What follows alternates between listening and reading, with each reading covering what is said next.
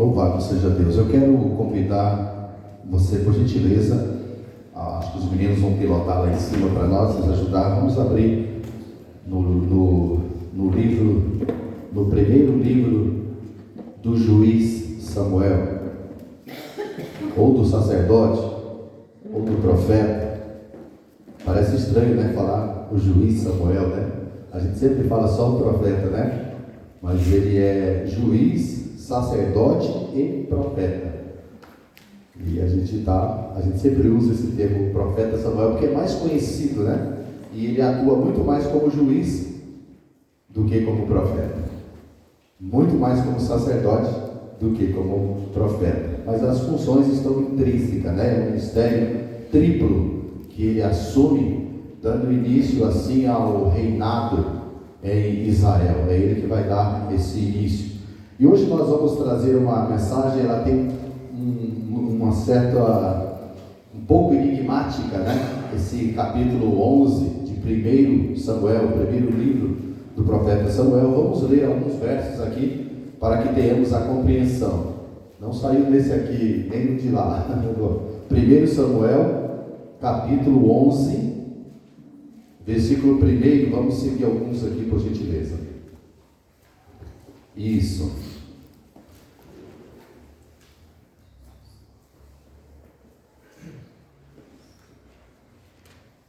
Essa Bíblia está bem diferente para mim, mas eu vou preferir ler aqui, bem diferente. Diz assim: Então subiu Naás, amonita, e sitiou a Jabes de Gileade, e disseram todos os homens de Jabes a Naás: Faze aliança conosco e te serviremos. Porém Naás, amonita, lhes disse: Com esta condição farei aliança convosco, que a todos vos arranque o olho direito, e assim ponha esta afronta sobre todo Israel. Então os anciãos de Jabes lhes disseram: Deixa-nos ir por 7 dias, para que enviemos mensageiros por todos os termos de Israel. E se não havendo ninguém que nos livre, então sairemos a ti. Feche seus olhos por um instante. Pai, em nome do Senhor Jesus Cristo, nós te louvamos, rendemos-te graças, louvor e adoração, e te pedimos, ó Senhor, que nos abençoe com a compreensão da tua palavra. Que o Senhor nos ajude a compreender a sua palavra de tal forma que nós possamos avaliar a nós mesmos, a examinar a nós mesmos o nosso estilo de vida, a maneira que nós temos caminhado durante esse tempo que o Senhor nos permite estarmos sobre a face da terra, trazendo ao nosso entendimento, Senhor, uma ampla reflexão daquilo que nós estamos vivendo nos dias atuais, como nós nos portamos diante das orientações do Senhor, diante dos enganos que surgem diante de nós cotidianamente, e que somos por eles assediados com uma frequência, Senhor, muito forte, muito abrangente, e inclusive a própria igreja do Senhor sofre esses assédios. Mas nós te pedimos, ó Senhor, que as orientações segundo a palavra do Senhor traga ao nosso entendimento, ao nosso ser, as convicções, ó Deus, daquilo que estamos fazendo, e a fé, em especial, para que nós possamos caminharmos e cumprirmos a palavra do Senhor liberada para nós na condição de igreja do Senhor aqui na terra. Pedimos a tua bênção sobre cada um, em nome de Jesus, amém, e graças a Deus. Louvado seja o Senhor nosso Deus. Nós encontramos nessa situação histórica, o livro é um livro histórico, nós encontramos uma situação bastante complexa, inclusive de interpretar aqui alguns detalhes que são necessários termos esta compreensão. Observamos aqui que esse vai ser a primeira ação do rei Saul. E graças a Deus que o rei Saul ainda não havia desanimado, né, do propósito. Graças a Deus que nesse momento o rei Saul, ele vai inaugurar um templo em Israel, e diante desse quadro aqui, talvez vejamos um pouquinho ali, eu vou ver o que o tempo me permite aqui. Ele vai inaugurar uma postura boa para Israel de fato. Saul vai responder a isso depois, se você tiver à disposição, né, você poderá analisar outros textos que eu vou passar aqui depois, que eu vou citá-los. Se você gosta de estudar, por gentileza, anote esses textos e siga, porque eu não tenho tempo aqui, numa mensagem, a gente não tem um tempo abrangente para tratarmos de tudo isso, né? Na escola bíblica a gente passa 20 minutos, meia hora aqui, entendeu? E aí, até minha esposa fazia assim para mim, que está no horário, daí eu continuo, mas aqui a gente tem mais gente para fazer isso, né? Então aqui já é mais complexo. Então vamos analisar. O primeiro versículo ali diz assim, ó: o Amonitas, Naás, a palavra Naás significa serpente, seria escrito assim, Nahash, né? na língua hebraica, né? Nahash, e significa serpente. Então a personalidade dele condiz muito bem com o nome dele. Então os seus atos é muito comum a alguém que está ali para destilar o mal, para implantar na vida das pessoas um veneno. Mas vamos tentar compreendermos aqui o que esse cidadão está falando aqui. Porque ele primeiro, ele tem uma ameaça às pessoas de Jabes Gileade. E depois nós vamos observar aqui que eles colocam uma condição, porque quando os homens recebem a mensagem, eles ficam apavorados, e eles vão pedir o que? Socorro, justamente ao homem com uma personalidade de serpente. Claro que coisa boa não poderia vir daí. Então vamos entender, então o que ele vai dizer para essas pessoas? Então, olha, eu vou ajudar vocês, tranquilo, como se dissesse assim, estou aqui para servi-los. Mas ele vai colocar uma postura dizendo assim, ó: cada um de vós, diga ao pessoal, que cada um deles arranque o olho direito. E aí sim eu estarei fazendo essa aliança com vocês. E aí as pessoas olhando aquela situação, podemos observar aqui um quadro de debilidade horrível, terrível, porque o que elas vão dizer? Espera que durante 7 dias nós vamos procurar uma saída, e se nós não encontrarmos essa saída, nós voltaremos a ti. Analisa vocês a proposta e analisa o que está prestes a acontecer. Imagine que se nós olharmos esse texto e nós pensarmos o que seria para uma pessoa literalmente arrancar o olho direito, o que aconteceria com ela? O que aconteceria com essas pessoas?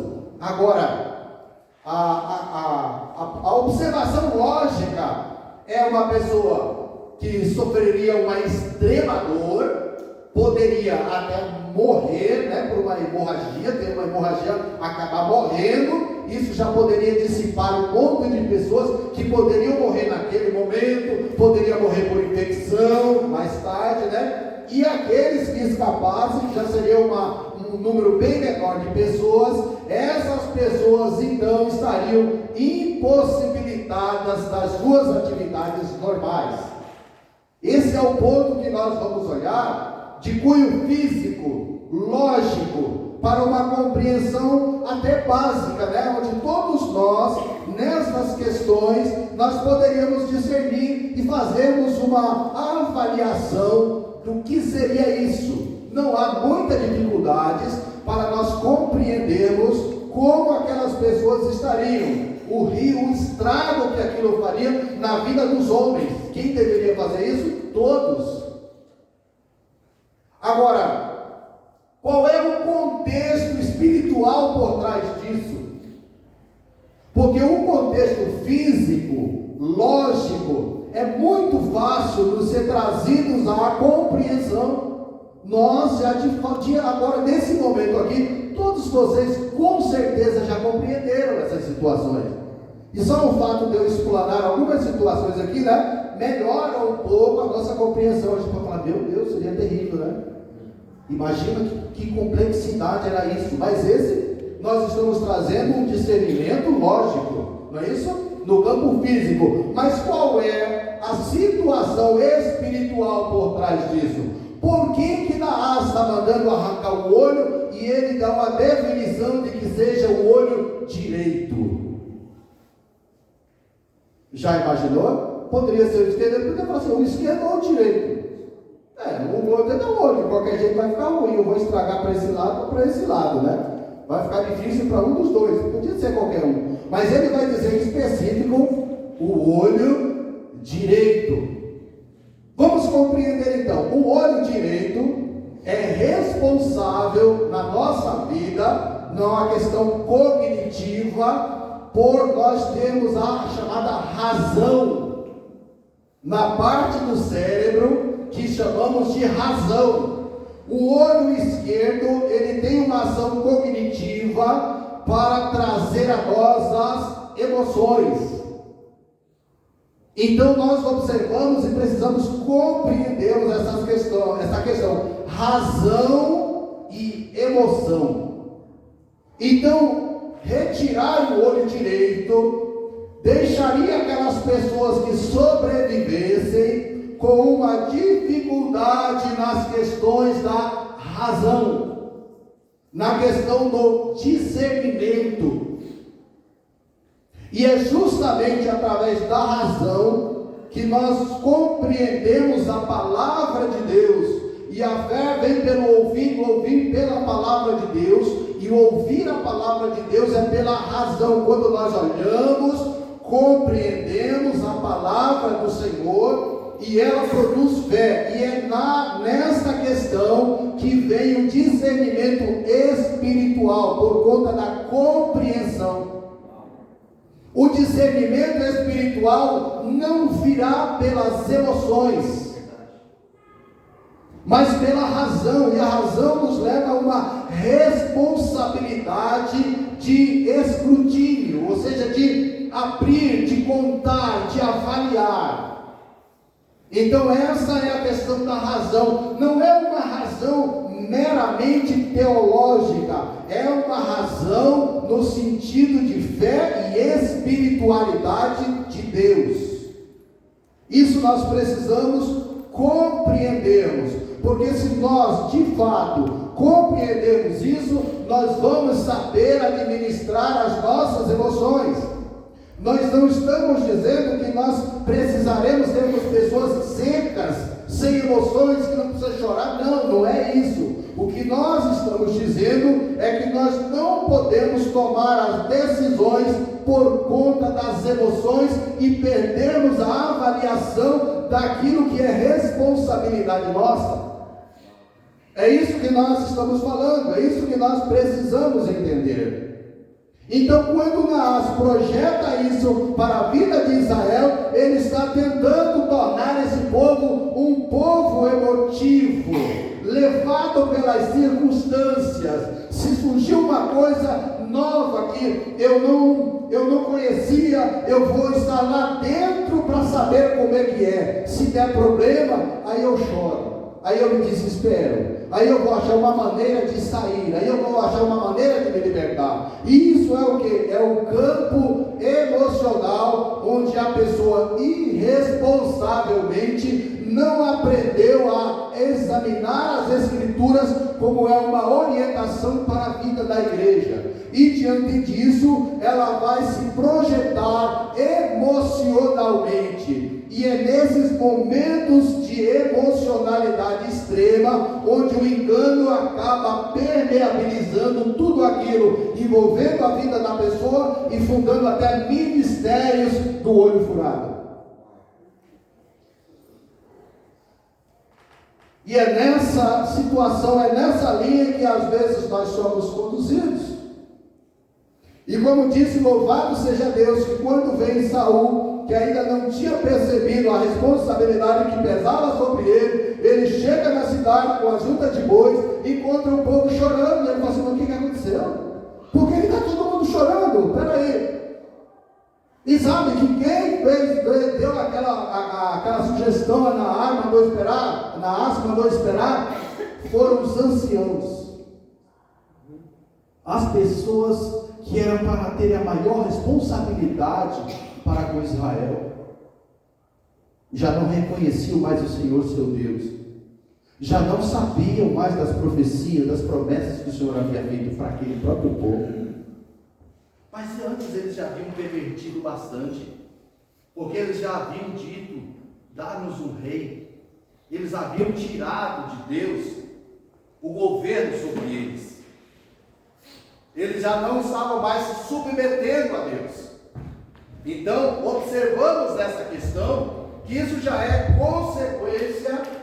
consequência decorrente de se afastar de Deus. Logo, o que aconteceu? A emoção já tomou conta. Os anciãos de Israel estavam emocionados, porque eles dizem: deixa-nos por 7 dias, se não acharmos ninguém que nos livre, voltamos a ti. E Deus estava onde?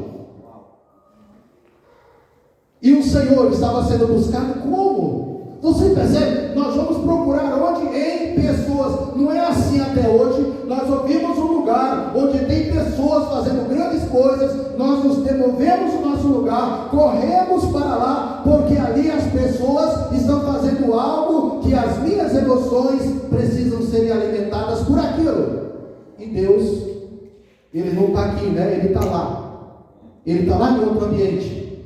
Ele está lá naquela rua, depois daquela esquina onde tem um mercadinho. É assim que a gente pensa. Essa é uma questão emocional. Por quê? Porque a razão que nos leva à responsabilidade para com a palavra de Deus, ela foi o quê? Tangenciada para trás.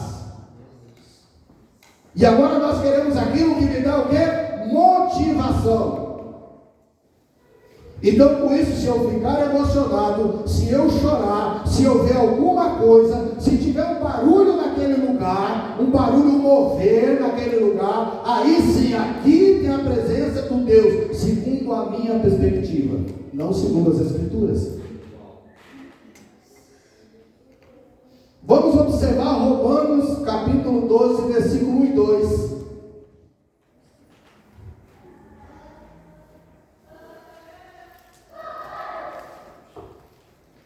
Portanto, você que julga os outros, Romanos 12, 1 e 2. Portanto, irmãos, rogo pelas misericórdias de Deus. Olha a palavra ali, rogos, de Romanos, Paulo aos Romanos, ele está fazendo assim: irmãos, por favor, irmãos, preste atenção. Ele não está falando: olha, não sabe, não. É um apelo praticamente. Rogo-vos, irmãos, pelas misericórdias de Deus, que se ofereçam em sacrifício vivo, santo e agradável a Deus. Este é o vosso culto, é o culto racional de vocês. Está vendo? Inteligente, não é emocional, é racional. Veja no próximo versículo, o versículo 2 ali, né? Não se moldem ao padrão deste mundo, mas transformem-se pela renovação da sua mente, para que sejam capazes de experimentar e comprovar a boa, agradável e perfeita vontade de Deus. E a boa, agradável, perfeita vontade de Deus não estão nas emoções. Glória a Deus. Aquele que se aproxima de Deus precisa crer que Ele existe. E logo o meu recurso vai ser buscado no Senhor. Ainda que eu precise de auxílio de outras pessoas, e posso precisar, e devo procurar. Então isso precisa ser notório, ser claro na nossa vida, na condução do nosso ser, da nossa maneira de viver em Cristo Jesus nosso Senhor. Não andamos sobre ventos de doutrinas. Olha o que vai dizer também aqui Zacarias, livro do profeta Zacarias, capítulo 11, versículo 17. Veja responsabilidade não começa lá de baixo. Veja agora, pela responsabilidade nossa, na condição de pastor, fala comigo primeiro. Ai dos pastores imprestável, ou do pastor ali, né? Ai do pastor imprestável, que abandona o rebanho, que a espada fira o braço e fura o seu olho direito, que o seu braço segue completamente e fique totalmente cego o seu olho direito. O profeta Zacarias, no mesmo entendimento, percebe a situação da liderança, como aquelas pessoas que em uma outra época, é claro, estavam se conduzindo a liderança de uma maneira totalmente falsa, emocional, levando as pessoas justamente a esse êxtase emocional, onde a pessoa entra no lugar, ela chora, ela pula, ela grita, parece que tem ação do Espírito Santo, mas passa um ano, passa 2, passam 3 anos, e você pergunta das Escrituras, e ela não sabe da Escritura. Por quê? Porque emocionalmente ela vive dia após dia, e não deixa que a sua vida seja transformada. Seu olho está curado, seu olho direito. A sua ação no Senhor não tem responsabilidade. A sua conduta não pauta-se na palavra do Senhor, não tem a direção do Espírito, porque ela quer a emocionalidade. E qualquer cantor sertanejo pode dar conta disso. Ele pode promover um show cantando as músicas que descrevem muitas vezes as mulheres, os relacionamentos, e levarem as pessoas a um êxtase emocional, a beberem bebidas alcoólicas, a se drogarem, a relacionamentos perigosos e impróprios, levam as pessoas nisso. A emocionalidade, ela faz com que a gente idolatremos pessoas. Olha, nós congregamos aqui, mas já viu um lugar que tem revelação? A Bíblia tem isso. Então eu te digo o lugar, a Bíblia, ela revela a ação de Deus através do Espírito. Se você e eu formos cheios do Espírito Santo, nós teremos as revelações necessárias para vivermos e para cumprir o chamado. Tanto para isso, teremos essas capacidades dadas pelo Espírito. Não é emocional. Tudo que você fizer, que você fala, meu Deus, eu me sinto bem fazendo isso, que parece que às vezes até suplanta a responsabilidade. Eu vou fazer coisas, porque as coisas vão dar a impressão de que eu estou aprovado. E isso muitos outros credos religiosos e segmentos fazem também. E nem por isso glorificam a Deus nas suas vidas. Vamos analisar mais um pouco. 2 Pedro capítulo 2, versículo 12. Mas eles difamam o que desconhecem, e são como criaturas irracionais, está falando do raciocínio, né? Guiados pelo instinto, nascidos para serem capturadas e destruídas, serão corrompidas pela sua própria corrupção própria. Veja, quando alguém vai se envolver em algo que lá é emocional, a gente vai falar, não vai naquele lugar porque é corrupção, mas ele já é corrupto, ele já quer ir por causa disso. A corrupção que está lá já chegou nele antes, simplesmente ele se assemelha com aquilo e tem o alimento que ali ele precisa. É exatamente isso. E aí sabe o que vai acontecer? Quando você chegar para participar da ceia do Senhor, você crê que vai ser renovado pela ceia do Senhor, que a ceia do Senhor vai lhe encher do Espírito Santo, levando uma vida desse jeito. Não vai. A ceia do Senhor tem um apontamento bem diferente disso. Não tem nada a ver com isso. A ceia do Senhor aponta para um povo zeloso de boas obras, que crê no sacrifício de Jesus Cristo e pratica a vida que Jesus orientou. Conhece a mensagem do Evangelho de Cristo e nela se baseia para viver dessa maneira. Então, quando ela vem participar da ceia do Senhor, ela sabe que há uma promessa futura chamada eternidade, que só em Jesus nós encontramos. Só em Jesus nós encontramos. Você não vai ser transformado por participar da ceia, coisa nenhuma. Não é verdade. Eu vou lá para ser curado das minhas emoções. Não, você não vai ser curado por causa da ceia.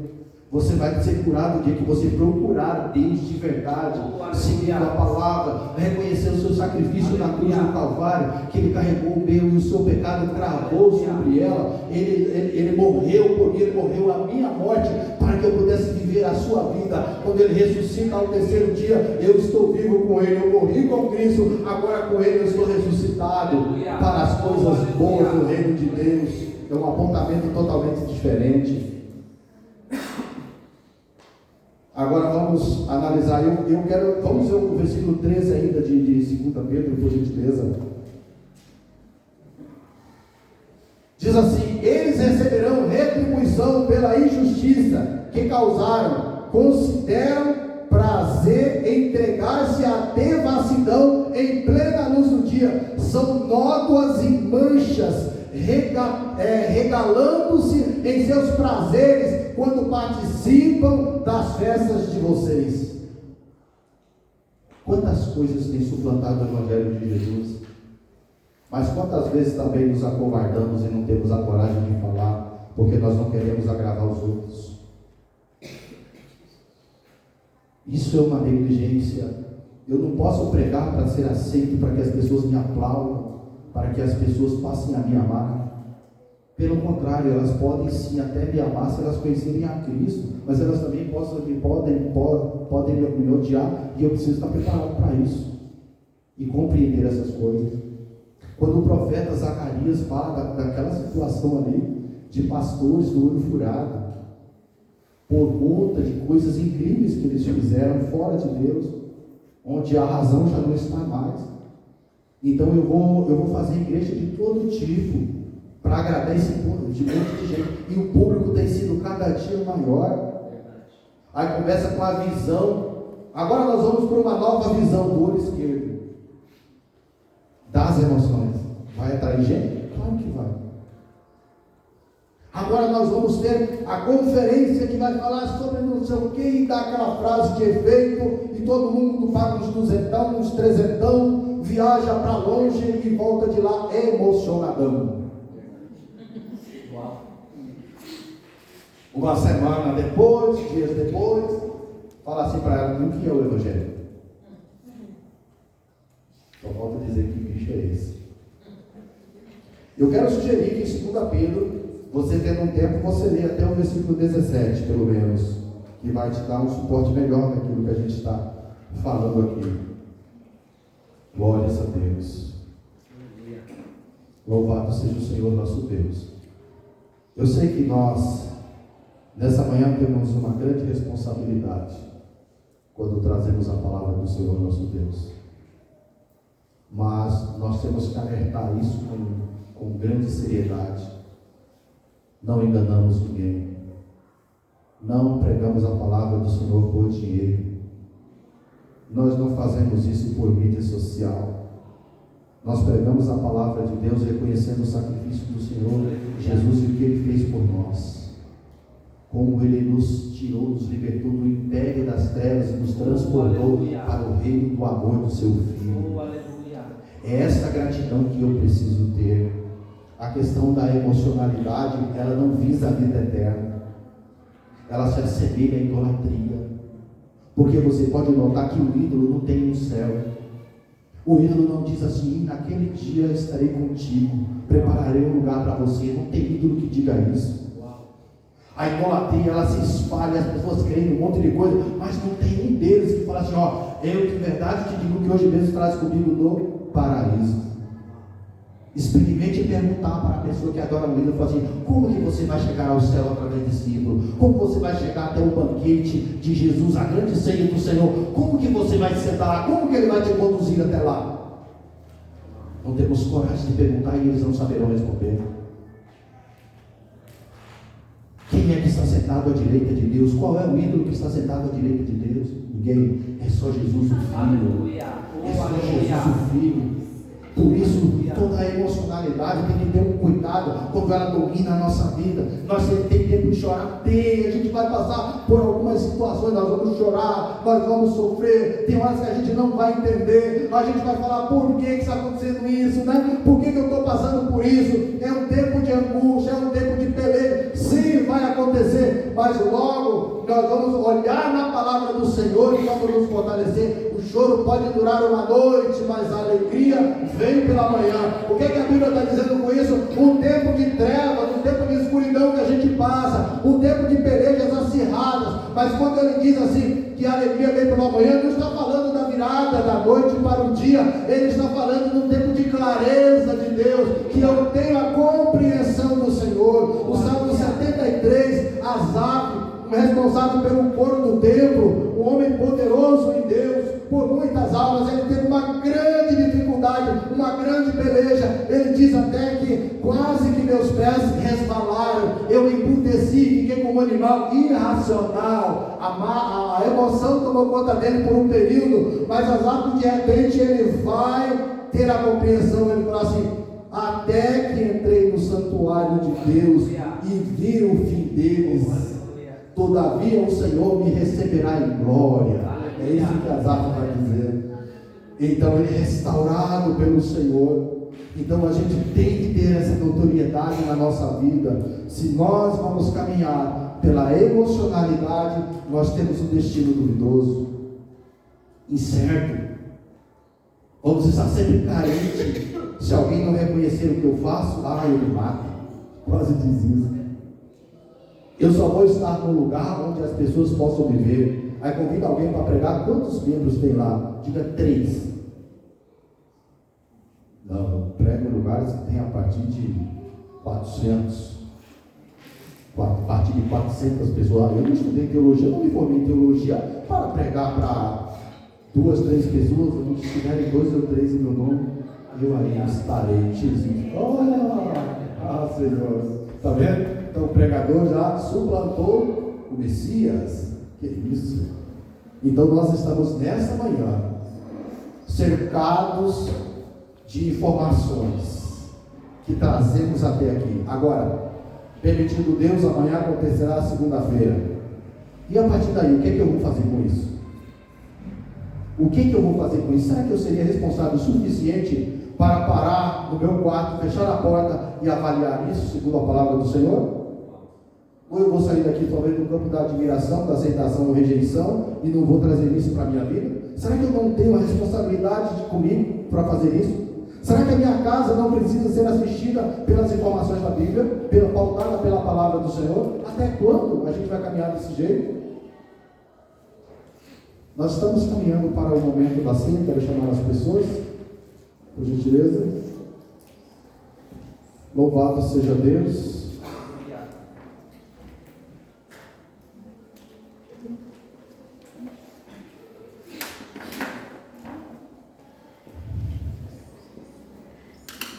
Glórias a Deus.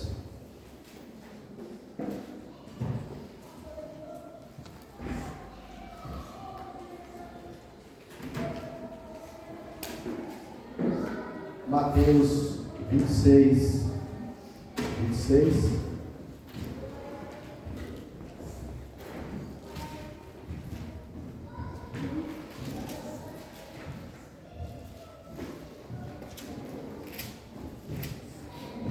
Louvado seja Deus.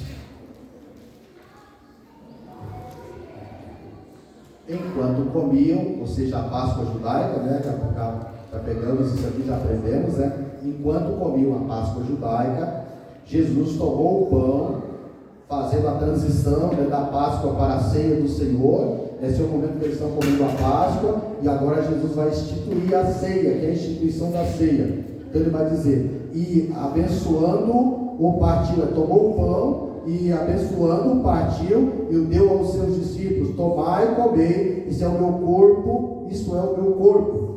Então quando Jesus está falando que o pão é o corpo dele, ele está falando é um alimento para a alma, um alimento para que a alma aprenda a viver em Cristo sem essas emoções exacerbadas. Esse é o meu corpo. O pão está falando de um suprimento entendeu? Que é para a alma, assim como o pão, o alimento, é um suprimento para o corpo, e ele está trazendo o pão como um suprimento para a nossa alma, para que ela seja sujeita ao Espírito. Aí ele vai dizer aqui no versículo 27, e tomando o cálice e dando graças, deu-lhes, bebei dele todos, porque isto é o meu sangue, o sangue do Novo Testamento, que é derramado por muitos para a remissão dos pecados. Aqui nós compreendemos outra grande maravilha: o sangue de Jesus é a vida. E na Bíblia diz que ele derramou a sua vida. Quando ele derrama o seu sangue, ele derramou a sua vida, porque eu estava morto. É a vida na vida. Ele lançou o seu sangue sobre a nossa vida. Então o sangue de Jesus, por que ele é vida? Porque ele nos purifica de todo pecado. Ele nos purificando de todo pecado. E nós, dando continuidade, nós temos a vida eterna. Porque aqui nós morreremos, senão aqui já perderíamos a validade do que nós estamos falando. Nós temos o quê? A vida eterna. Então essa é uma compreensão. Portanto, quando nós nos ajuntamos para comer, nós precisamos ter esse discernimento, porque o que come bebe não discernindo, come bebe para a sua própria condenação. E isso nós precisamos olhar como o corpo de Cristo e como igreja. Mas a simbologia, o apontamento é profético, porque quando Jesus ele ascendeu aos céus, quando ele fez a ceia, aliás, quando ele participou assim ali, no final ele diz para os discípulos: eu não participarei mais com vocês, não comerei do pão e não beberei do vinho, a não ser naquele dia que beberei no reino de meu Pai com vocês, com a igreja do Senhor. Igreja essa lavada, redimida pela palavra, pelo sangue de Jesus Cristo, temos vida nele. Pelo sangue derramado na cruz, pela sua ressurreição, nós temos esperança. Não tem como adorar o ídolo, uma pessoa que por mais obras boas que tenha feito, ela